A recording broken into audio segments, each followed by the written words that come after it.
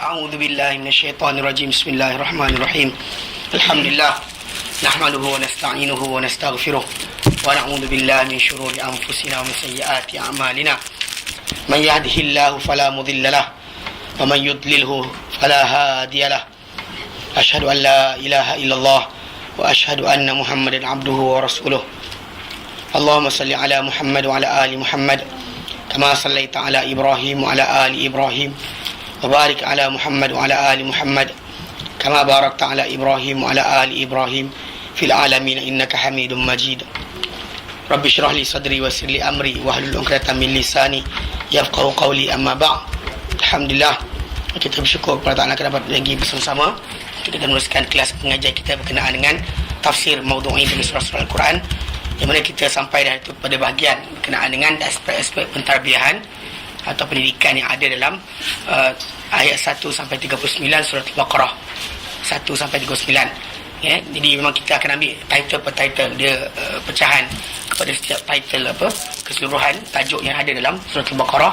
Kalau kita tengok surah itu panjang, panjang surah tersebut bukannya maksud dia terus direct dengan satu cerita, bahkan dia datang dengan pecah-pecahan agar manusia ini diberikan panduan peringkat demi peringkat.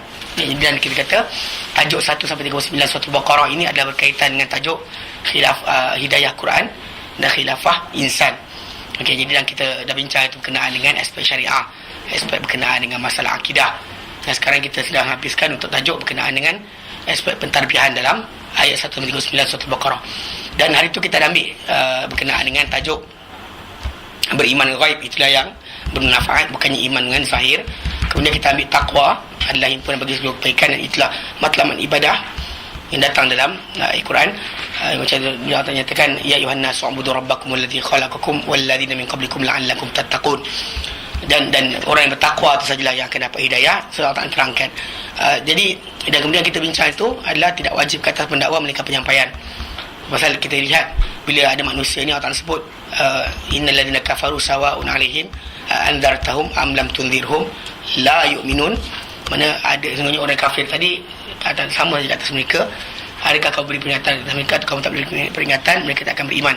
Allah dah kunci hati mereka. Maksud dia ini mengajar kepada kita bahawa orang yang berdakwah tu dia tak boleh marah kalau sekiranya orang tak dengar cakap dia. Baik, dengan emosional. Bila orang kita tegur orang, kita datang belajar, kemudian kita tegur saudara kita, anak-anak kita dan sebagainya, kemudian mereka tak dengar cakap kita, biasanya berlaku perbalahan sebab kita nak orang dengar cakap kita. Sedangkan ke atas Rasul sendiri pun hanyalah penyampaian, bukannya kemestian untuk orang ikut. Mana dia sampaikan, orang ikut ke tidak, hidayah daripada Allah Ta'ala. Dan kita kata hidayah ada dua, satu hidayah taufik, satu hidayah irsyad. Hidayah irsyad dipegang oleh para anbiya, para rasul, para ulama, ustaz dan sebagainya. Tapi kalau hidayah yang dikatakan sebagai taufik, itu daripada Allah Subhanahu Wa Ta'ala, melembutkan hati seorang.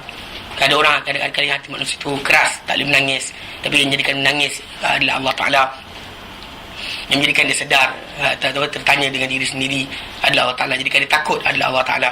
Tapi kadang-kadang manusia tak ikut juga, walaupun sekalipun Allah Ta'ala datang kepada mereka keyakinan, kadang-kadang mereka degil juga, tak mau ikut, dia tetap pulang.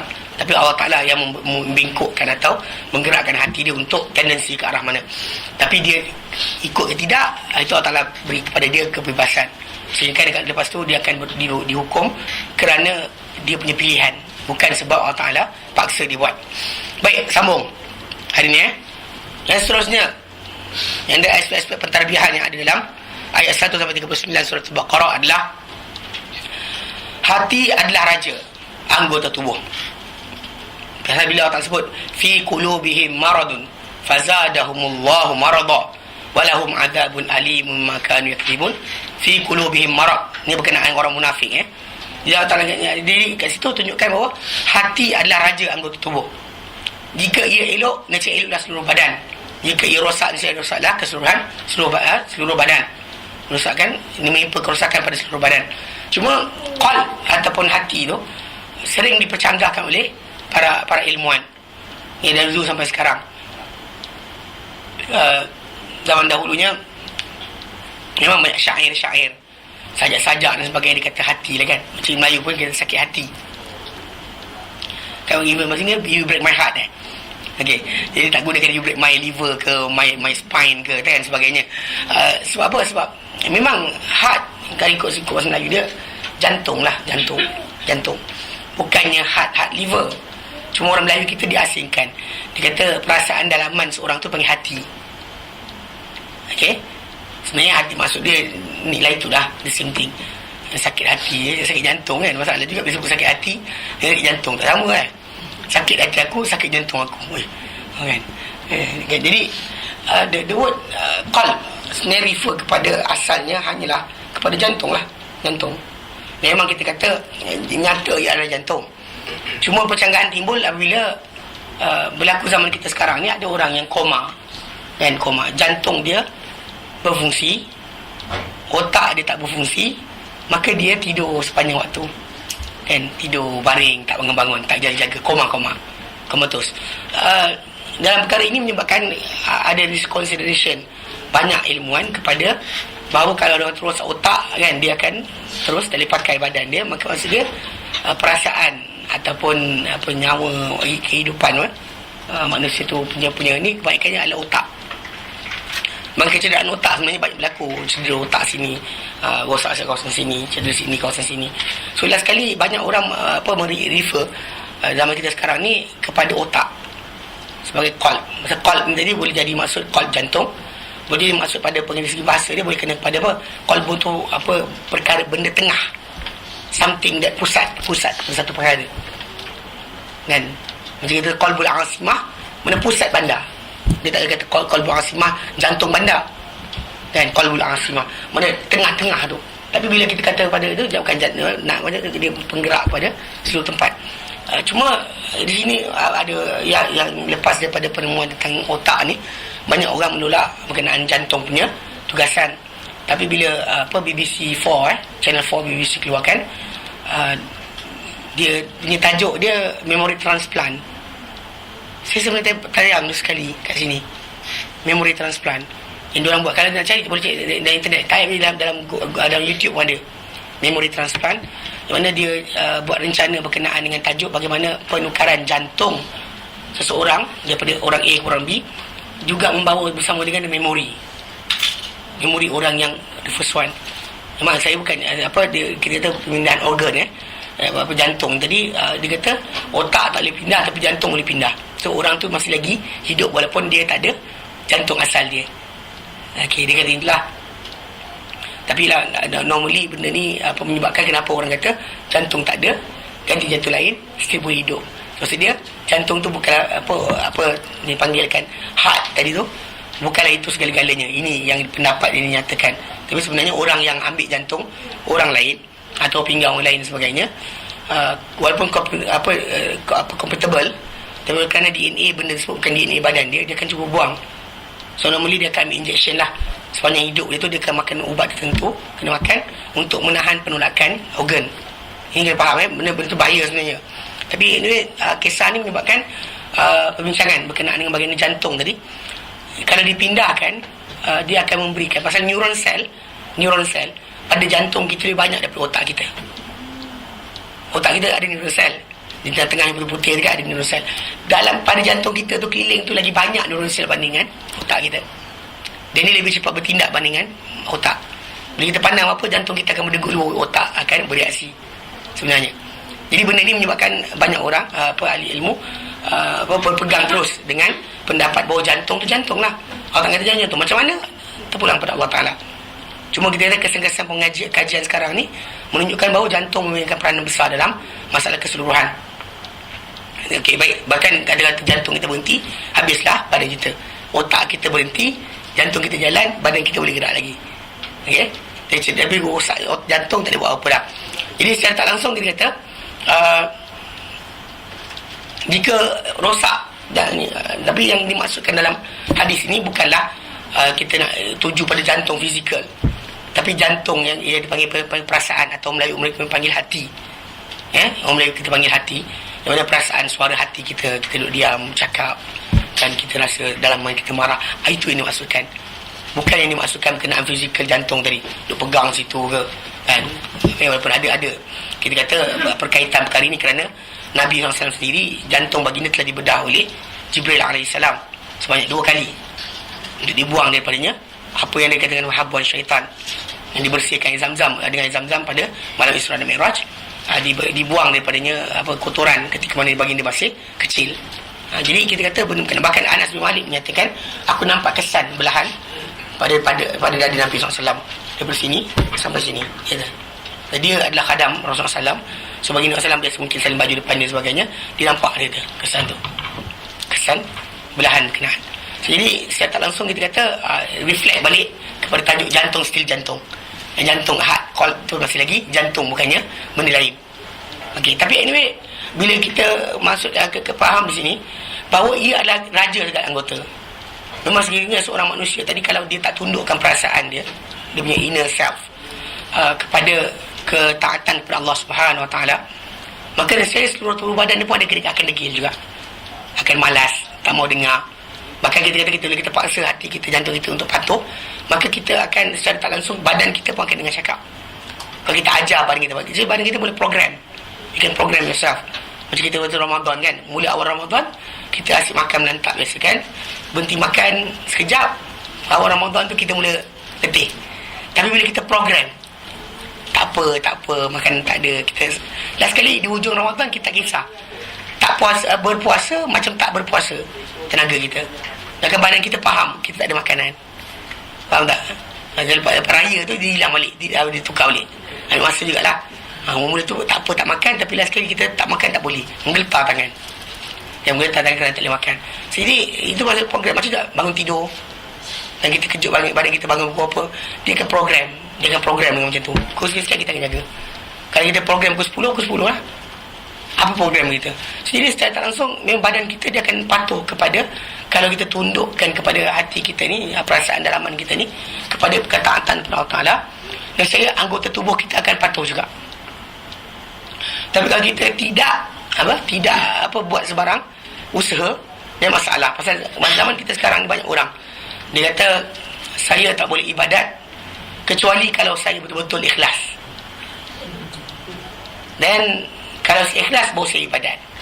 Kalau saya terpaksa, saya tak nak ibadat. Pasal dia seolah-olah bukan saya nak, tapi saya terpaksa. Tapi benda tu, itu yang masalah dia. Kerana apa?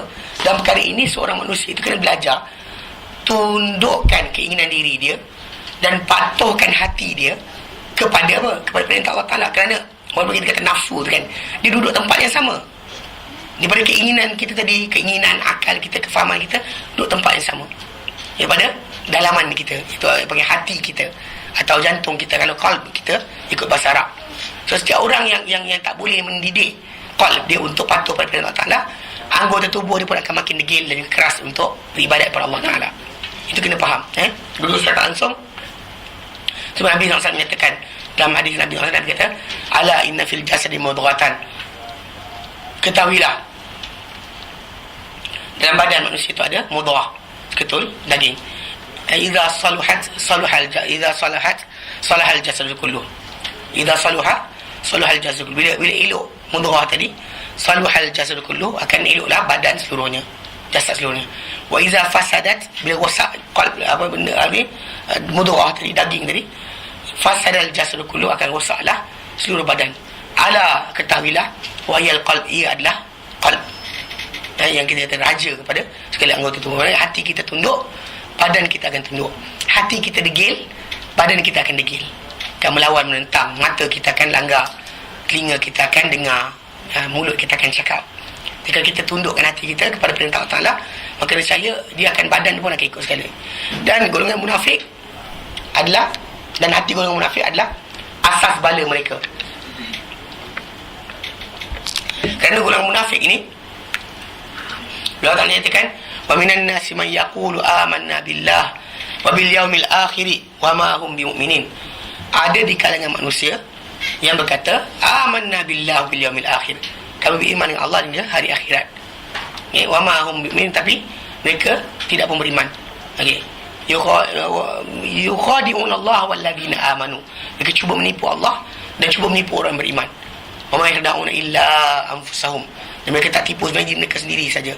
Wa ma yashurun, tapi mereka tak sedar. Fi qulubihim marad, dalam hati mereka ada penyakit. Dan penyakit paling besar adalah bila mana manusia tu, pasal Allah Ta'ala contoh lepas tu kan, wa idza qila lahum la tufsidu fil ard, mereka berkata kepada mereka, jangan buat kerosakan dalam bumi. Mereka kata apa? Qalu inna ma nahnu muslihun, kami buat baik je. Nampak? Dia deny. Bila dikatakan wa idza qila lahum aminu kama amanan nas, dia kata mereka ni iman macam mana iman manusia, orang ramai beriman. Qalu, mereka berkata, anu'minu kama amana sufaha, kami beriman macam mana orang bodoh ke? Walaupun cakap mereka ni adalah belakang, maksud dia bukan depan orang beriman, dia cakap sama-sama mereka. Tetapi Allah SWT dedahkan dalam Quran bahawa mereka bersembang. Bila dikatakan suruh beriman, mereka berkata anu'minu kama amana sufaha, kami kena beriman macam beriman yang orang bodoh. Allah kata ala innahum sufaha, mereka orang kata ketahuilah mereka lah orang bodoh. Betul, dedahkan. Kemudian mereka buat lagi, walau idza kulladzina amanu qalu amanna, mereka tahu dah, Rasulullah SAW tahu apa mereka bincangkan melalui wahyu Al-Quran, dan mereka buat juga. Bila mereka bertemu orang beriman, mereka berkata kami beriman. Mereka bersendirian dengan golongan Yahudi di keliling Madinah. Mereka berkata inna ma'akum, kami bersama kamu, inna ma nahnu mustahziun, kami Muhammad tu kami bawa ulu-ulu saja. So perbuatan mereka ni kerana hati mereka tak percaya, tak nak percaya, dan bahkan mereka sering rasakan ragu-ragu, keraguan cukup besar kepada Rasulullah SAW, kepada Allah dan seterusnya, sehingga kan mereka walaupun nampak ada tanda nyata depan mata mereka tentang kebenaran Rasulullah SAW, tapi mereka masih lagi tidak mahu tunduk kerana mereka tak nak paksa. Dan bahkan tu sebab kata antara perkara pertama dia kena dibuat oleh seorang manusia itu adalah paksa diri dia untuk apa? Untuk patuh pada perintah Allah Ta'ala. Dan only lepas tu baru ada apa? Kebutuhan lain. Macam kita lah disiplinkan askar. Kan askar, cuba kita duduk askar, tapi askar tu buatlah apa dia nak, dia merdeka. Agak-agak siapa? Ada askar macam tu? Ada negara yang buat askar dia tak ada latih, tak ada kawat tentera, tak ada buat apa, tak ada bangun pagi, tak ada blok, tak ada rentas hutan, tak ada paksaan. Semua tanya, nak pergi tak? Tak nak pergi. Ya, boleh? Boleh? Tak boleh. Kan? Nak dia kan penakut semua, dia kata semua manusia ada penakut. Tapi askar ni dikatakan apa? Berani. Kenapa berani? Sebab antara sebabnya ada paksaan. Bukan sebab dia orang suka. Yang suka nak pergi. Orang boleh suka duduk dalam bawah aircon, bukan duduk tengah panas, betul tak? Kan orang suka duduk tengah panas. Tu mana bangga je. Bukan orang puji pun. You are the only one duduk tengah panas tadi. Faham tak? Ni secara tak langsung kita kata, itu cara macam kita dengan anak-anak kita sekolah. Kan kita bagi kebebasan. Suka hati kau lah nak sekolah ke tidak nak. Abang tak kisah. Abang kau kebebasan seluruhnya. Macam mana kita beriman, nak beriman, tak beriman pun tak apa. Jangan paksa. Agak-agak anak ni jadi apa? Jadi orang pandai bahasa Inggeris, pandai matematik, pandai sains, reti kira-kira kan. Mana boleh. Di sini kita lihat, walaupun nampak tak? Walaupun kita kata idea kita merdeka manusia dahkan merdeka, tapi bila kita nak didik manusia, tidak. Kita ajar dia, suruh tak patuh, kita suruh dia pakai uniform seragam, kita suruh dia bangun pagi kan, pergi pegang beg besar-besar berat, tunggu tepi jalan kan. Kita kata pergi tunggu bas, ada sebab tempat tu kan 6:30 sembahyang subuh, tunggu tepi jalan, tunggu bas kan. Bas sekolah datang ambil kan, pakcik bas pun letih juga bangun kan. Bayangkan macam tu sekali. Kalau kita perhatikan balik, apa boleh kita buat sebenarnya pada anak-anak kita sepanjang tempoh sebelum mereka dewasa? Kita buat apa sebenarnya? Kita didik, hajar. Walaupun dia kata hati dia tak nak, tapi kita suruh walaupun apa dia tak nak ikut dia. Mak demam, bukan tak panas pun, tak sedap lah adik, rasa tekak tak sedap lah, rasa batuk lah, nak tidur lah kan. Kalau kain perempuan pening kepala, sakit perut, itu penyakit dia, lain tak ada. Mak kejut-kejut bangun pagi, sakit kepala kan, sakit kepala, ada apa pening perut, sakit perut, itu biasa. Jadi maksudnya memang kita paksa dia. Hussein tak paksa kan, mana dia tak paksa. So pergi sekolah buat apa? Dia akan tak usah belajar. Kau nak belajar, itu beg barang dan sebagainya mak dah beli, nak pergi. Tapi kita didik dia, ajar dia sampai sekali dia besar, dia tahu peraturan, dia tahu macam mana nak berjalan, dia tahu macam mana nak hormati waktu dan sebagainya. So maksud dia, seorang manusia itu berdisiplin dan sebagainya bukan dengan hanya biarkan. Macam tu juga hati manusia. Sekarang dia kata hati manusia tadi berdegil, berkeras, memang kita kata Allah Ta'ala akan tutup hati berkenaan. Dan sebab itu kita kata kalau diri kita sendiri, kalau kita tak ada penyakit sombong, atau iri hati, atau nakkan pujian, atau nak menunjuk dan sebagainya, atau berdengki dan sebagainya, nescaya kita akan gagal dalam nak beramal. Sebab kalau kita nak beramal, kita akan compete. Ada orang tak buat, kalau tak buat, anda tak buat, dan hati rosak lah. Faham? So, secara tak langsung di situ yang kita kata didik hati. Kalau hati kita kata, ish, kalau tak ada orang buat, tak payah buat lah. Tak, kita kata kalau tak ada buat, aku buat. Faham tak? Kalau ish, kalau tak ada pun puji, tak ada pun puji pun Allah Ta'ala tengok, ajar. That's the way hati tadi dibengkokkan balik kepada jalan yang lurus. Jika tidak, hati kita ada kekal macam tu. Tak ada yang dipanggil mujahadah. Kalau dalam bahasa apa? Bahasa orang belajar tasawuf ni, menentang mujahadah nafs, menawan diri kan. Melawan diri tu maksud dia mujahadah, jihad dengan diri tu maksud dia apa diri kita kata, kita lawan. Do the opposite. Bukan follow, bukan go with the flow. Lawan the opposite. Kalau hati kita kata gini, kita buat macam ni. Kalau hati kita sini, kita buat macam ni. Kita fikir mana yang betul dan kita larikan. Yang kita pada kita akan beri kita akal untuk menilai, menimbang mana yang betul, mana yang salah, mana yang baik, mana yang buruk, mana kemaslahatan, mana kemudaratan. So supaya kita dapat pilih mana satu. Dan situ kita kata choices kita buat. Dan bila kita buat pilihan yang betul, maka Allah akan berikan ganjaran. Itu antara ganjaran besar utamanya adalah apa? Dijadikan kita mudah buat kebaikan. Allah kata dalam Quran, dalam surah Al-Lail, maksudnya kan, fa amma man a'ta wattaqa. Adapun siapa-siapa yang memberikan harta, dan dia harta dia ni kedekut, tapi dia paksa hati dia keluarkan juga duit. Baru dia kata Allah Ta'ala suruh keluarkan. Wa amma man a'ta wattaqa wa saddaqa bil husna. Dia percaya dengan ganjaran akhirat. Allah kata apa? Fasanu yassiruhu lil yusra. Kami akan mudahkan untuk jalan yang lebih baik, untuk kemudahan, untuk syurga. Kami mudahkan dia untuk syurga. Mana makin mudah dibuat kebaikan. Sebaliknya, wa amma man bakhila wastaghna. Adapun siapa-siapa yang bakhil dan juga apa? Tak berharap kepada Allah Ta'ala. Wa kadzdzaba bil husna, dan mendustakan terhadap apa? Hari pembalasan. Ganjaran akhirat dia tak percaya atau kurang percaya. Fasanu yassiruhu lil usra. Kami akan mudahkan dia untuk kepayahan. Maksudnya mudahkan dia masuk neraka, mudah dia buat maksiat. Maksudnya the first thing macam tadi, murah hati dengan bakhil, itu kita nak kawal. Faham tak? Benci sayang kita payah kawal. Faham tak? Benci sayang kita payah kawal. Tapi kalau beri barang harta kita ada, bakhil kita ada, kita lawan bakhil tadi apa? Keluarkan. So di situ kita lawan kehendak hati kita. Allah Ta'ala kata kami mudahkan dia untuk jalan kebaikan, mudahkan dia untuk syurga. Kalau kita kedekut, dia maksudnya kita ikut perasaan hati kita yang nakkan kekal dunia, nakkan seorang saja, sifat pentingkan diri sendiri dan sebagainya. Maka Allah Ta'ala mudahkan kita untuk kemaksiatan dan juga neraka. Maksud dia choices itu di tangan kita. Memang benda lintasan hati, kita tengok orang kita menyampah, tengok orang kita sayang, itu kita tak kawal. Ada tengok artis tu menyampah, tengok artis ni. Ada artis ni tengok sayang pula, pelik juga kan. Saya kata apa pasal masalah, orang tu sama je dua artis. Bukannya berfaedah pada Islam dan Islam pun.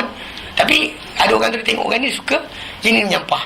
Pada dua sekali, bukannya orang betul pun, lakonan je kan. Tapi kita kata konteks benci dan sayang tadi, itu Allah Ta'ala jadikan fitrah hati kita. Itu tak boleh kawal.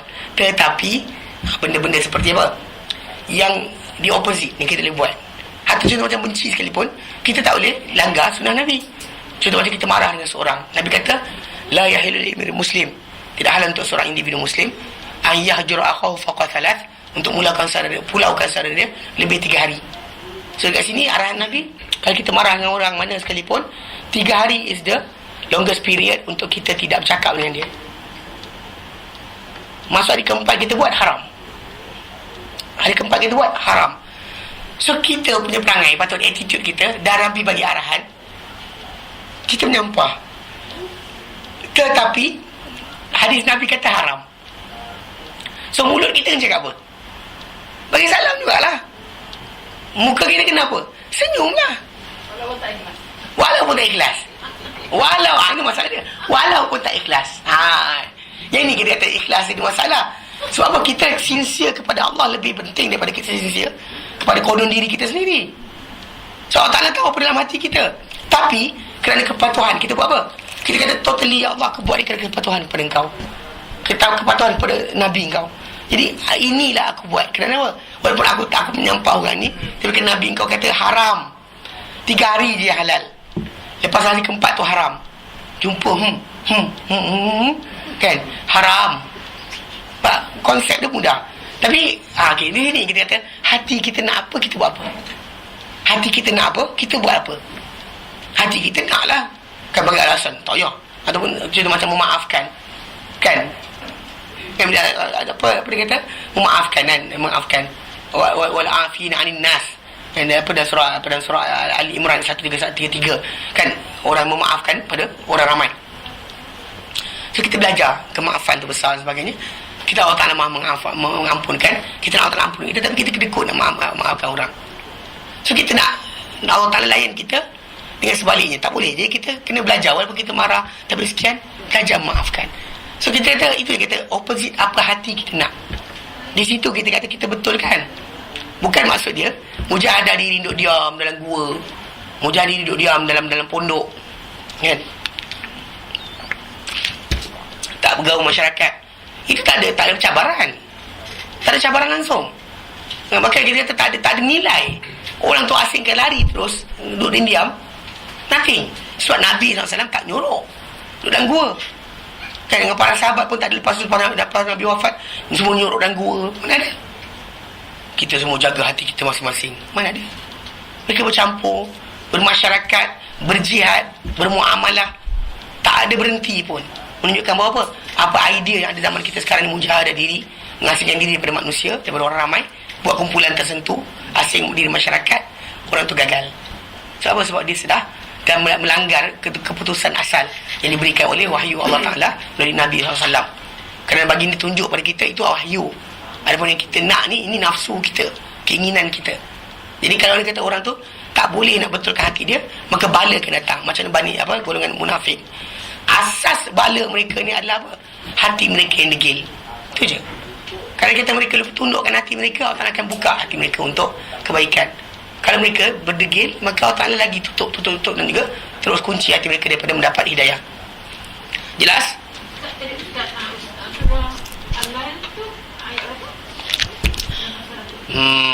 Ayat apa ni? Ya. 133. Ya.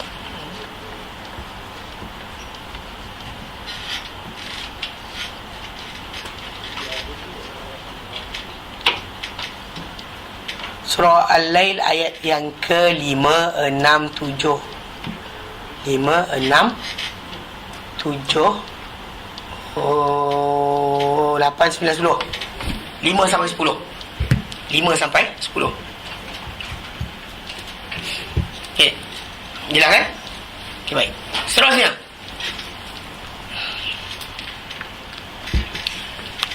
Bahaya kemunafikan dan orang-orang yang terhadap masyarakat Islam. Bahaya kemunafikan dan orang-orang munafik terhadap masyarakat Islam. Di sini diterangkan. Okey. Mereka adalah musuh yang hakiki. Mereka adalah musuh yang hakiki. Zaman kita sekarang ni macam inilah. Kita lihat, kita perhatikan, umat Islam lupa berkenaan wujudnya golongan munafik ini. Kita sering namakan kafir, musyrik, kita sebutlah nama orang kafir dan sebagainya, tapi kita lupa tentang golongan munafik yang kerja mereka merosakkan Islam daripada dalam. Yang mana perkara ini ikutkan daripada zahirnya, sememangnya Allah Ta'ala jelaskan memang mereka ni ada. Dan bahkan macam kita kata surah-surah yang apa dipanggil surah-surah Madaniyah, ada 30 surah. 17 surah daripada surah Madaniyah tadi ada cerita tentang orang munafik. 17 daripada 30 ada cerita tentang orang munafik. Mana lepas daripada Nabi pindah ke Madinah, 30 surah turun. Dari 30 surah tadi, 17 ada cerita tentang orang munafik. Menunjukkan besar, bukannya benda kecil. Okey. Dan Al-Quran telah memperingatkan mereka di dalam banyak surah-surah Madaniyah. kan? Dan itu adalah untuk mengenalkan umat Islam tentang bahaya mereka. Kerana kita, kalau musuh dari luar, kita mudah. Macam orang yang akan cakap tu apa, contohlah katakan Michael bla bla bla bla nama dia, ataupun John bla bla bla yang bukan Islam, dia bercakap tentang Islam, kita boleh reject macam tu je, tak ada masalah. Tapi bila orang Muslim bercakap, nama doktor ke, profesor ke, kan, profesor, benda lah nama dia, pengajian Islam, dia quote daripada Inggeris tadi, terus jadi Islam. Kita nampak dah muka di belakang tu orang kafir. Kita nampak muka Islam tadi. Seolah orang ni macam apa tau? Tangki penapis bagi saluran macam ni kan. Kita ada filter air, nak minum direct, kita kata tak ada, bahaya, kotor dan sebagainya, betul? Bila ada filter, kan beli filter apalah, Kowe ke apa ke jenama dia, kita terus minum tanpa ragu-ragu, betul? Yang menjadi perantara yang sekarang menyebabkan tahu, asalnya apa datang daripada orang kafir tadi, kita terus reject direct. Dia kafir, dia bukan Islam. So apa point kita nak bincangkan pun apa dia cakap? Nak tunggu dia hormati Islam, itu bukan cara dia.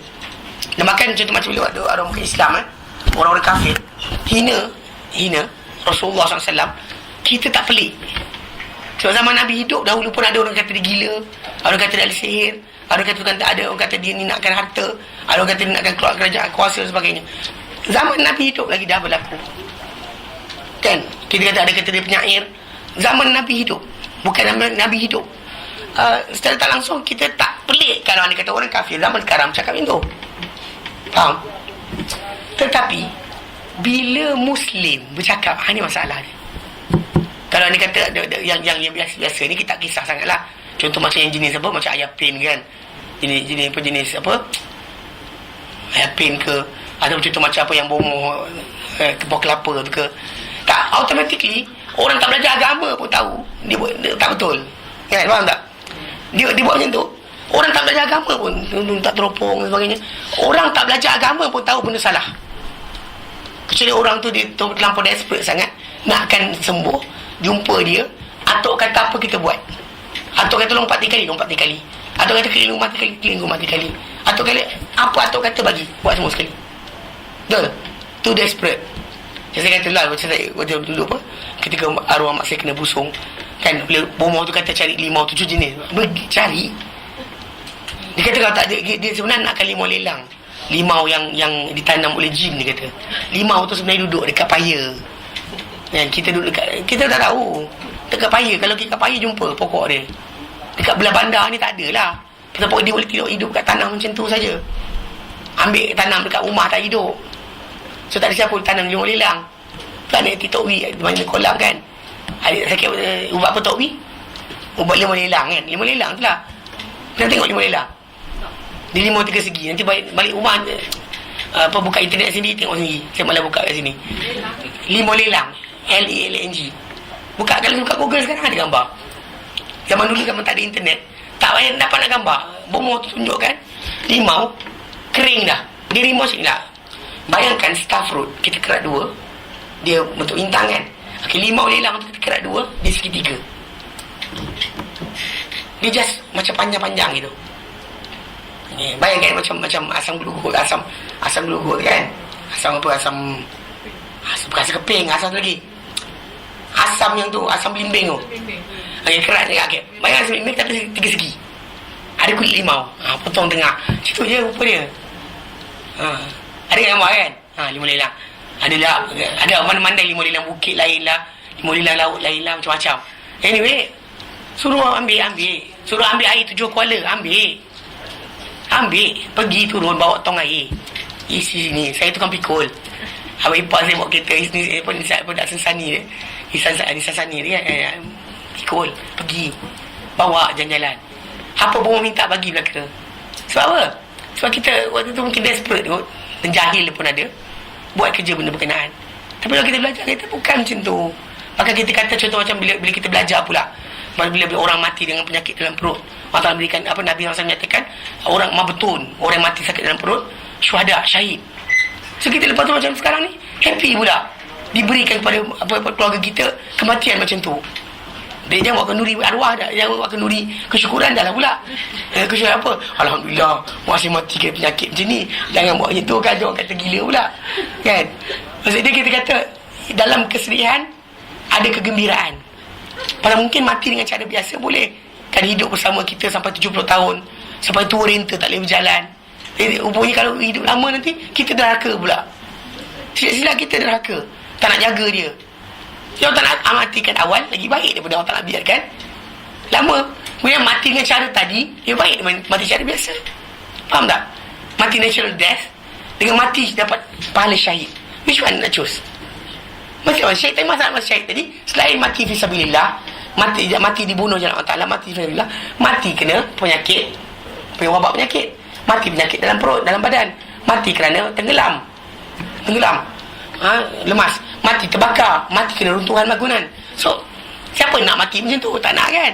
Tapi kalau diberikan rezeki, nak kata rezeki ke musibah dengan mati macam tu, orang itu dapat pahala mati syahid.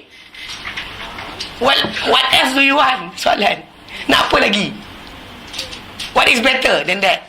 Dah suruh mak kita pergi pegang pedang, pergi masuk dalam ni, Alhamdulillah, pegang senapang, tengok-tengok orang. Mana dan? Nak angkat senapang tu pun tak larat. Tapi faham tak? Jadi secara tak langsung kita apa? Bila kita time jahil ni, semua orang buat, suruh kita buat. Orang kata letak sintangan, letak sekian, kita buat. Baring tidur kita buat. Baru duduk balik kita buat. Badu sebelah kamu kita buat. So jadi in desperate time jadilah macam tu. Tapi bila sekarang ni orang dah faham, belajar dan sebagainya, dan kita kata tengok orang jahil pun, orang jahil tengok, semua orang kata apa? Bodoh. Masuk surat khabar dekat negara Arab, surat khabar apa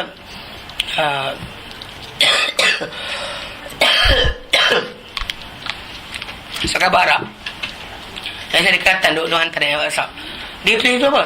Dia kata Malaysia lari kepada sihir setelah mana tak berjaya untuk pakai cara lain. Bukan Malaysia. Faham tak? So kenapa ada kawan saya kata kan, kalau nak buat kali ketiga, kawan saya nak pergi pukul sepak. Tapi lepas tu dengar yang baru dia kata nak ada doya untuk saman 100 juta. Kawan saya kata, ya dia gila kau, kena saman tak dan aku. Anyway, kalau nak buat boleh je. Pergi Lempang, daripada Lempang Buaya kita Lempang dia. Seriously, pasal benda ni kan, kita kata orang bodoh tengok, orang tak belajar agama tengok pun kita apa? Faham tak? Tapi kita kata asas pertama, kita tengok macam orang macam ni, dia buat bodoh macam tu, kita tak ada masalah untuk tolak. Naturally kita reject. Bukan ahli agama pun reject. Faham? Macam ayat Pin bila dia kata, saya lah pencipta agama ni, saya cipta semua agama, saya ni apa, daripada langit, kerajaan langit milik saya pula, kan? Anyway, dia cakap itu,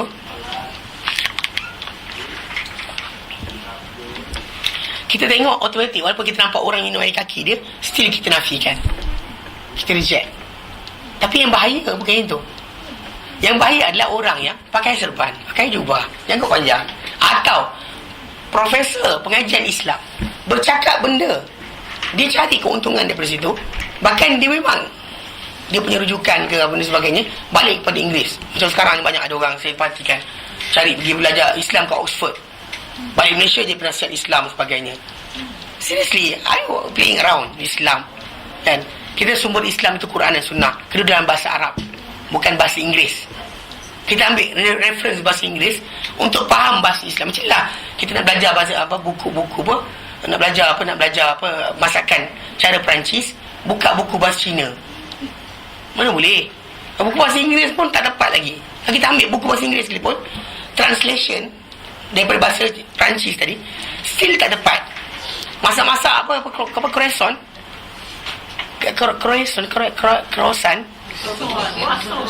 payah sebut tu kan, sebut orang payah, apa lagi nak masak? Faham tak? Tak pernah jadi. Sebab apa? Sebab kita belajar dalam bahasa Inggeris. Sebab orang yang mula-mula buat dalam bahasa Perancis. Faham tak? Sebab bila once translation is being done, dia takkan sama. Itu dalam bahasa yang macam tu. Apa lagi bahasa Arab kan, yang kita kata satu perkataan boleh jadi banyak makna. satu makna boleh, satu perkataan banyak makna, banyak perkataan menjadi satu makna kan. Jadi benda-benda macam ni kena faham. Jadi asas ini, kerana itu yang kita kata yang bahaya pada umat Islam sebenarnya adalah ni, musang berbulu ayam. Dia musang, dia pakai baju ayam, duduk tengah-tengah ayam, kok. Ya, tapi kita nampak pasal macam saya kata tadi, filter air kita dah pasang, sekalipun datang benda salah, kita akan nampak apa? Sedap, kita minum, yakin. Kalau anak kita buka pipe straight, gogok, minum, kita marah. Tapi kalau berfilter, kita gogok, bagus. Sedangkan kita tak tahu lepas ke tidak. Ini sekarang filter tadi. Filter untuk siapa? Dan ini kita kata kadang-kadang yang filter tadi tu dengan tagline. Nama tadi, doktor, profesor, kan? Atau wali, habib ke apa nama sekalipun, benda-benda tu dipakai oleh orang berkenaan. Syekh, kan? Datang kata mengaku anak wali lah, cucu wali lah dan sebagainya. Dipakai sarung tu habis. Cakap apa saja, orang tak ada masalah nak terima. Sedangkan benda diajarkan tadi bukan ajaran Muhammad SAW. Bukan ajaran Muhammad SAW. Macam ada seorang yang saya tengok dekat yang ada dibincangkan. Sebenarnya diorang dalam pantauan. Ada tuan haji kita seorang tu biasa cerita. Di dalam internet dia ceramah. Dia berani, this guy. Dia berani, cukup berani lah. Dia pergi hadiah buku dia kepada sultan, pada agung, pada sekian. Dia pergi sekian, dia hantar gambar. Saya telefon budak kat Jais. Agak ada orang saya kenal. Dia kata, tapi tak boleh kacau pakcik orang ni. Dia kata, ini ada gambar dengan sultan ni, payah ni. Dia kata, kau takut dah besar? Tangkap je lah, saya kata. Dia buat apa? Dia kata, atuk dia dulu belajar dengan Tok Kenali. Dia tak belajar pun. Atuk kau belajar, atuk aku Nabi. Yang Nabi Adam AS, atuk nenek kita moyang kita, atuk kita Nabi. Apa masalah dia? Tak ada kaitan. Tapi oleh kerana dia mainkan, boleh datang pergi gambar Tok Kenali besar kat belakang. Kat buku dia gambar Tok Kenali ya. Sekali orang pun apa? Walaupun dia bukan ajar Islam pun, bercakap tak ada hadis pun. Dia kata ilmu kita ni daripada Allah, tak daripada firman Allah Ta'ala, sabda Nabi SAW. Saya benarkan dia kerja 4 jam. 4 jam dia cakap, tak ada satu pun hadis Nabi. 4 jam. Jenuh juga tengok 4 jam cakap. Bila ada bypass terpaksa tengok. Paksa saya tengok lah. 4 jam dia bercakap, tak ada satu ayat Quran pun, tak ada hadis Nabi pun. Semua dia pakai akal. Dia pakai akal, dia pakai apa? Falsafah. Dia kata apa? Ya. Memanglah tu sebab kenapa kita pakai motivasi, bukannya ahli agama nak pergi motivasi, cakap bila saya pakai motivasi, saya ambil benda dari barat, tak ada masalah. Sorry makan. Datang. Pakai Al-Quran, kalau anda pakai tadi istidlal, kena ambil apa yang para sahabat faham. Bila pakai kepala sendiri, jadilah macam ESQ dulu. Kan? Dia jumpa dengan orang jabatan kerajaan, Asmaul Husna tu dia terangkan dekat bintang Malaysia tu. Jalur 14 tu. Semua ada kaitan dengan tajuk Asmaul Husna. Jumpa PKNS, dia terjemahkan Asmaul Husna tadi kepada nilai-nilai korporat PKNS. Ni kena bijak bijak gila, bijak dan gila. Tak serius, pasal macam mana boleh? Apa kaitan di antara tajuk PKNS dengan Asmaul Husna tadi? Kan kita nak jujur, amanah kan, macam bersih cakap amanah. Polis punya seragam tu, dia akan buat lah. Dia akan buat sini, innallaha jamilun jamal, Allah Ta'ala nak ni apa nazafatul iman. Dia akan pakai lah. Cakap dia akan pakai apa al-hakim, amanah ke amin. Actually benda macam ni kita adalah di antara kesesatan dalaman, keluaran dalaman. Pada topeng dengan Islam, pakai auzubillah minasyaitanirrajim, memulai cakap, yang orang pun macam sebahagian mereka bukan berniat macam tu. Mungkin jahil, tak belajar. Tapi tak belajar, wajib belajar. Bila kita tak nak bercakap dengan benda bukan bidang kita, kita belajar agama, Dia tak boleh cakap tentang agama. Kita cakap apa ni kita belajar saja. Kalau macam kedoktoran, ustaz tak boleh masuk. Ustaz masuk bila dia bedah, ni doktor bedah baca bismillah tak? Doktor pandang. Saya rasa doktor bawah sikit 3 cm. Tu kiri. Doktor kata apa? Sepak dia ada ustaz ni kan? Faham tak?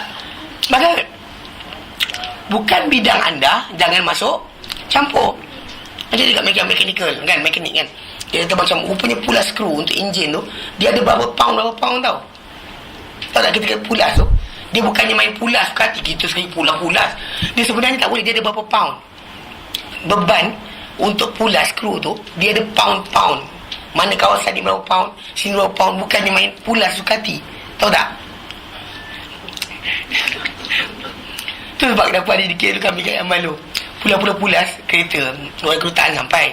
Tayar ketika turun kereta tu, tayar terlanggar paku. Ni salah orang kontainer lah. Anyway, pancit. Nak tukar tayar, minta kita orang tukarkan. Minta tukar, dia pun tak tahu, tak pernah tukar tayar. So kita tak tahu rupanya kereta tu 3 skru lawan jam, 1 skru arah jam. Dia 1 skru tu lain. Sepatutnya kalau yang moden sikit, dia ada lain kat terus bolt tu. Ini bolt serupa. So pulas tak buka. Datang seorang ni kuat gila, so pulas patah. Dia pulas patah terus, patah. Orang kedutaan macam nak marah tu boleh, tolong kan. Nak marah tak boleh. Jadi ganti benda satu lah. Kena ganti satu benda tu. Dia buat jaga. Dah kuat-kuat sangat kan. Bukan pakar, itu cerita dia. Dia pun tak pernah tanya kan. Menegak buku kita, dia kata satu sekian. Pulas. Tapi setiap benda tu ada berat dia. Bukan pulas suka hati je. Ikut kepala kita, suka hati pulas. Tak boleh. Kan, kalau ustaz datang masuk campur dalam mechanical, saya rasa ikut surah Al-Baqarah. Skru ni kena 15 kali pusing ni. Macam mana? Tak kita lempang ustaz tu. Tak, itu kita kata benda bukan bidang anda, jangan masuk. Kalau itu dalam mechanical, dalam engineering, elektronik dan sebagainya, kenapa hanya orang tertentu boleh bercakap? Macam bila kapal terbang ni kan, cuma ustaz bercakap. Bersih, Pak Ustaz bercakap, percaya kat saya. Beratur. Kalau buat nak bercakap tu kan, bagi angka giliran, lebih 100 orang akan beratur nak masuk cakap. Tapi bukan bidang dia. So dia kena diam. Orang kata kapal terbang tu sekian, dia angguk lah. Nak cakap apa? Recall apa dia benda dah ini dah sebagainya. Diam. Tapi kenapa bab agama semua dah bercakap? Bukan ahli. Kalau nak ahli, bawa dalil belajar. Bukan bidang dia. Macam bila contoh macam Kasih Ahmad kan, seorang tak beri hidayah pada dia. Dia bercakap tentang Islam, tentang hadis. Dia bukan bahasa Arab, sepatah Arab tak tahu. Kalau tanya huwa hum tak tahu kot. Huwa hum. Kalau dia kata kita kat belajar taklim, belajar huwa hum sampai dah. Tak boleh lagi nak tafsir Quran. Dia huwa-hum tak belajar. Dan saya rasa maksudku Islam, saya rasa maksud sekian, saya rasa. Who are you? Awak siapa? Kan bukan bidang awak, tuan cakap. Nah, kita kata kalau dia kata nak bidang Islam tu ada bidang dia. Kan kalau setakat jadi kakak tua kepada tulisan Orientalis Barat dalam bahasa Inggeris, dia boleh baca, dia ubah bahasa Melayu saja. Nothing. Cakaplah saya pindahkan daripada buku sekian je. Saya cuma kakak tua. Saya jadi ejen kepada Orientalis Barat. Habis cerita. Mudah orang tak pandang dah. Simple kan? Tapi atas nama Islam, macam tak? Orang ambil berat. Kalau yang cakap tadi, contoh macam kata cakap benda tadi, adalah orang bukan Islam. Kita kata macam, entahlah kan? Tapi bila orang kata saya Muslim, Pak boleh cakap, ada masalah. Ini masalah timbul. Pasal kita kata, ada sebagai umat ni, orang kita ni, dia macam tapisan tau, dia penapis. Macam dia Asura Jabat. Kan? Dia macam penapis. Dia idea dia tadi semua sekali daripada tulisan-tulisan Barat. Kemudian disalurkan. Orang pun macam, ada tapis lah. Ada tapis. Mana ada tapis elok. Pada dalam tu, supaya daripada apa? Loji najis. Itu direct masalah dia. Sebab kita kata, asas pertama ni, sumber apa kita ambil. Kan? Nah, itu kata, dan itu ada mengenalkan umat Islam kena bahaya orang munafik ni. Tu jaga-jaga. Bila kita dengar orang tu bercakap, kan, the opposite of Islam, the opposite of apa yang Nabi ajar kepada kita, jaga-jaga. Sebab sebahagian mereka ni adalah apa? Munafik. Dan ia adalah dan umat tentang bahaya mereka, dan ia terlindung daripada kejahatan mereka. Supaya manusia, orang apa, umat Islam terlindung daripada kejahatan orang-orang munafik. Jelas? Okay. Sebab itu kita kata dia yang kafir sungguh kita tak ada masalah. Yang Muslim tapi buat benda bodoh pun tak ada masalah. Yang Muslim tapi nama pandai ni ada masalah. Ni bahaya.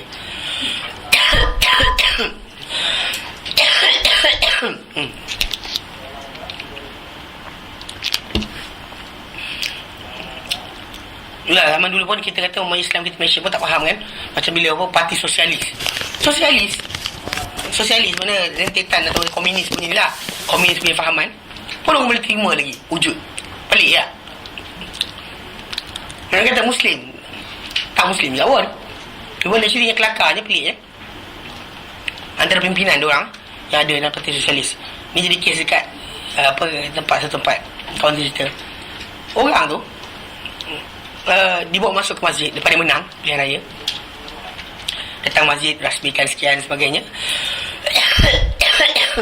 Lepas tu dengar tentang sejarah Nabi, sirah Nabi. Dia kata itu pertama kali dia dengar tentang sejarah Nabi Muhammad SAW. Dia Muslim, dah tua gila dah. Tapi baru pertama kali semua hidup dia dengar tentang sejarah Nabi. Agak kau tanya tentang Karl Marx punya sejarah hidup, dia tahu A sampai Z. Nabi SAW, utusan Tuhan, dia tak kenal langsung. Pelik tak? Dia kata, ini kita katakan sebagai apa? Asas orang-orang yang kadang-kadang sebab tu jahil, tapi ada separuh tu macam dubious. Memang menjadi ejen kepada kumpulan-kumpulan daripada barat tadi. Cara salurkan ilmu kepada Islam. Contoh macam kumpulan apa? Islam liberal. Kan? Ini kita kata kalau asas daripada ni, jadi diklasifikasikan mereka sebagai golongan munafik. Kalau zaman Abu Bakar dahulu kena dah. Memang kena dah. Lama dah diserang oleh kerajaan. Sistem Islam apa yang saya lihat serupa je macam tu. Tapi kerana kemunafikan ini adalah benda dalaman, kita boleh belah dada orang. Totally daripada keseluruhan apa dia cakap, tanda munafik tu penting apa penuh. Tu kita kata tak belajar, bukan bidang anda, jangan bercakap. Persoalkan berkenaan masalah apa? Masalah pembagian harta. Quran sebut. Quran yang bagi tahu. Datang kita macam tapi lagi. Kan? Masalah poligami perempuan yang ikut apa tak ikut sistem Islam tak suka. Kan ada yang suka. Ada kan? Okey, itu biasa natural. Nabi menolak terus, itu adalah masalah. Maka mempertahankan hak. Jadi itu kita pelik macam perempuan Islam kan. Perempuan yang apa dilacurkan dan sebagainya, dijadikan sebagai model. Dia tak ada bangun diri mempertahankan hak wanita daripada dijadikan barang dagangan. Tak, dia diam tau. Senyap. Tak cakap apa. Tapi bila time berkenaan dengan konflik dengan Islam, dia datang cakap yang semua nak penyamaan hak. Banyak kelapa lah. Banyak kelapa. Lepas tu kalau kita kalau dia kata batalkan sama sekali. Tandas awam yang ada lelaki perempuan kita batalkan. Kongsi tandas. Dah, lelaki semua perempuan. Nak try tengok. Kalau kita langgar-langgar lelaki tak apa kan. Saya duduk sebelah ni, saya langgar dia. Okey, tak apa. Kenapa kalau langgar perempuan jadi sexual abuse? Kita cakapkan dulu, batalkan dulu segala undang-undang dan pejabat dan apa sebagainya. Tak masalah. Kalau kita tepuk kawan kita lelaki bau tak apa, punggung kawan kita tak apa, punggung perempuan pun tepuk juga. Penyamaan hak sama taraf kan, equality. Betul. Coach perempuan ada, coach lelaki mana ada. Train coach kan, pink coach saya panggil. Dekat LRT ada, dekat MR, dekat train pun ada. Train kan, kereta api komuter. Kalau kita logik akal je kan, kalau ni kata sama hak, tu saya buat lah. Kenapa seorang wanita perlu rasa tertekan, tertindas bila dihimpit oleh lelaki, sedangkan kita sama? You, me, I, you. Yeah, you and me, I and you is okay. Langgar-langgar apa, ada apa salah dia? Tak nampak tak logik. Cakap pandai, tapi bila kita bawa macam ni, suruh dia lawan. Saya tengok dia lawan benda tu dulu. Sebelum dia lawan, berkenaan dengan tajuk tu, suruh dia bebaskan jamban ofis dan sebagainya daripada sebarang pemisahan. Buat semua sekali. Okey belaka. Tengok apa jadi. Sebab kita kata benda-benda macam ni, cakap dia pandai. Panggil ni. Tak gerti. Kan? Kalau dia kata dia jahil, satu benda. Sengaja buat munafik. Sengaja buat jadi ejen. Ejen kepada orang kafir untuk rosakkan Islam. Tu. Orang kafir pun datang buat reward untuk bagi bantu dia. Yang serius dia orang macam ni. Macam banyak benda. Macam media barat dan sebagainya.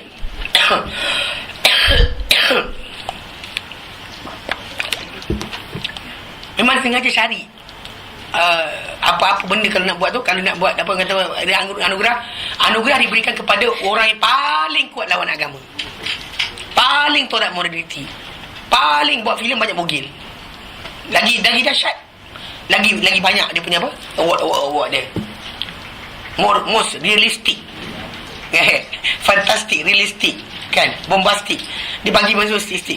Faham tak? Dia akan idea rosakkan masyarakat tu je, nothing.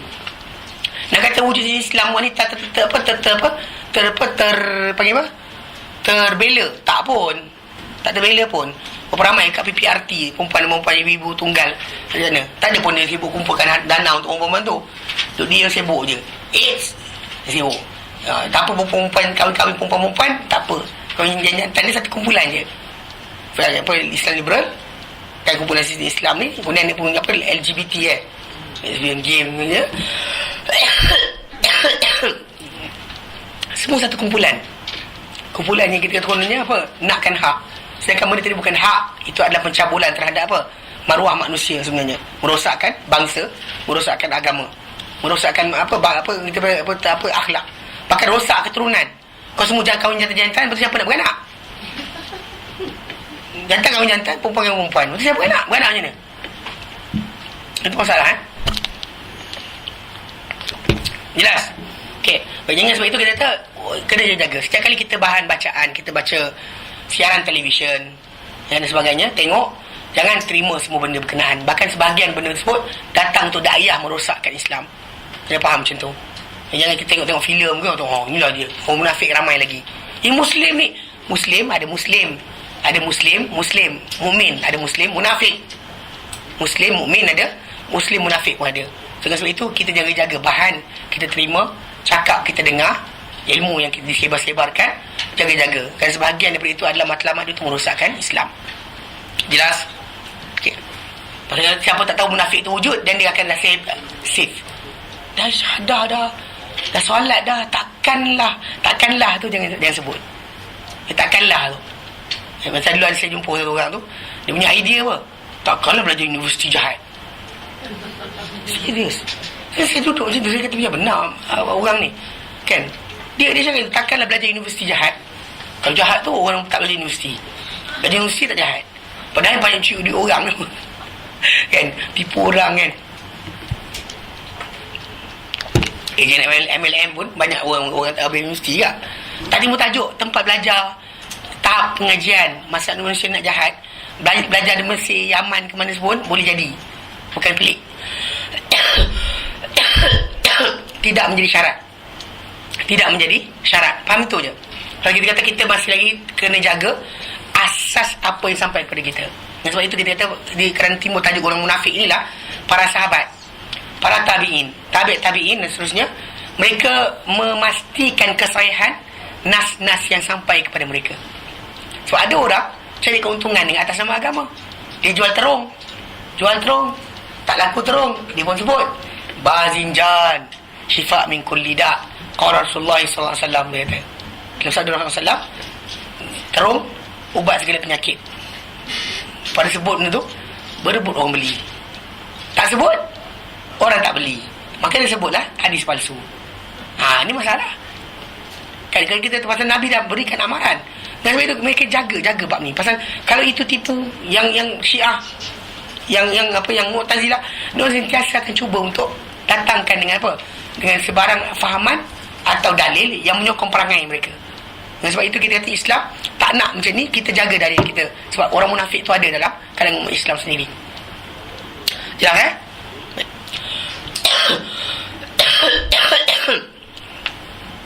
Seterusnya, sesiapa yang menipu, maka akibatnya adalah penipuannya itu kembali kepada dirinya sendiri. Mana siapa-siapa buat pembohongan, penipuan tu sebenarnya balik pada diri sebalik. Yang asas dia. Kerana apa, kalau kita tipu orang kat dunia ni pun, sebenarnya kita bohong diri kita sendiri. Contohnya kita kata tipu kan. Contoh macam kita kata, saya tak boleh datang kerana sekian. Macam kita pergi kerja, tak sakit cakap sakit. Tak sakit cakap sakit. Dia tipu, rasakan untung. Tapi dia tipu diri dia dengan apa? Makan benda haram. Nampak halal, tapi haram. Yang konsekuensi tipu dia tadi kena pada diri dia sendiri, bukan pada orang lain. Faham tak? Bukannya pada orang lain, pada diri dia sendiri. Jadi last kali, harta dia makan, dia jadi haram. Sedangkan sepatutnya halal. Sepatutnya gaji dapat halal.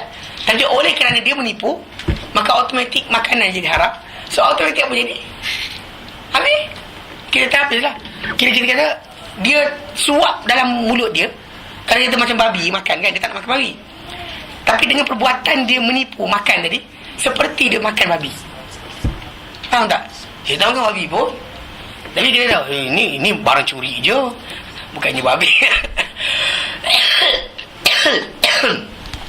Haram dengan sebab haram pada zat, sama je kan. Kita kata cuma beza dia tadi, haram apa, benda tu curi kan boleh pulang balik. Babi tu tak buat macam mana pun takkan halal kan. Takkan kita kata rendam air tu telaga ke, rendam air zam-zam semalaman ke, jadi halal makan. Tak. Dia kadang kata buat macam-macam apa, duit curi tu pulang balik halal balik pada tuan dia. Ada tuan dia halalkan, maka halal lah. Tapi asalnya beza sikit je. Tapi haram tu tak haram. Dan bahkan Nabi kata kullah min nabata min haram fannaru aula bihi. Setiap daging yang tumbuh daripada benda yang haram, maka nerakalah selayaknya. Yang layak untuk daging yang timbul daripada haram tadi adalah neraka. So konsep dia sekarang ni kita kena faham lah. Kita tipu diri kita sendiri. Kita rasa macam tipu orang berjaya, kita tipu diri kita sendiri. Macam bila orang tu buat MLM kan, dia tipu orang buat, dia rasa dia untung kaya, tapi sebenarnya dia sedang makan apa tau, makan tik peluh orang lain. Dia berhutang balik pada orang lain. Punya banyak orang dia akan bertanggungjawab nanti. Gila ke? Kalau kita multi level pahala tak apa. Kita buat satu benda, orang ikut, kita dapat pahala bertimbun-timbun. Yang ini berhutang-hutang. Dia ajar pasal apa? Nabi kata man sanna sunnatan hasanatan, bagi siapa tunjukkan tauladan yang baik, falahu ajruha, maka untuk dia pahala tauladan baik yang dia buat. Wa ajru man amila biha, dan pahala orang yang buat lepas dia buat. Dengan orang yang beramal dengan sunnah yang tunjukkan tadi. Min ghairi an yanqasa min ujurihim syai', tanpa menggunakan pahala orang yang beramal dengan apa ajaran tadi sedikit pun. Dia tunjukkan benda berkenaan, orang berikutnya buat, dia dapat. Orang tu buat, dia dapat juga. Orang tu pahala tak habis. Contoh katakan benda tu nilai dia 10. Second one guy buat dapat 10, dia dapat 10 lagi. Mana dia dah dapat 10 asal, 10 yang orang tu buat. Lepas tu orang tu ajar, dapat pula 10 lagi. Untung. Tapi kalau macam kita kata kita ajar man sanna sunnatan sayyi'atan, benar-benar tunjukkan tauladan yang buruk, falahu wizruha, maka ke atas dia apa? Dosa dia. Ajar orang, kau kena pandai. Kalau orang tu datang cari kau lari sini. Kemudian kau tipu dia orang. Kau akan cakap oleh sini. Kau dia kata kenapa tak dapat duit lagi. Kau kata dah downline dia tak cukup, kau dapat kutil lagi. Macam faham tak?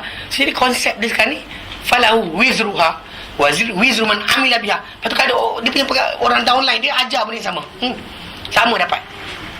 Tapi dalam masa yang sama dia rasa untung, dapat berjaya makan benda tu, banyak duit ni, tak boleh ketemu sedih sebagainya. Tapi sebenarnya apa? Sebenarnya hutang kat atas diri dia hari akhirat nanti.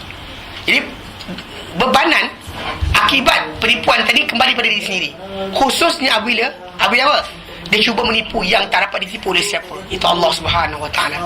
Yang takkan siapa boleh tipu dia. Tapi bila dia tipu Allah Taala, maka kesal lagi dahsyat. Dengan dosa lagi, didedah hari akhirat lagi, berhutang pula dengan orang lagi. Maka Allah Taala jadikan tipu dia tadi penyebab bagi dia akan mendapat bencana. Makin teruk. Walahum azabun alimun makanu yakdzibun. Untuk mereka ada azab yang pedih Dengan sebab apa mereka dustakan, bohongkan, tak percaya. Jelas? Ada soalan?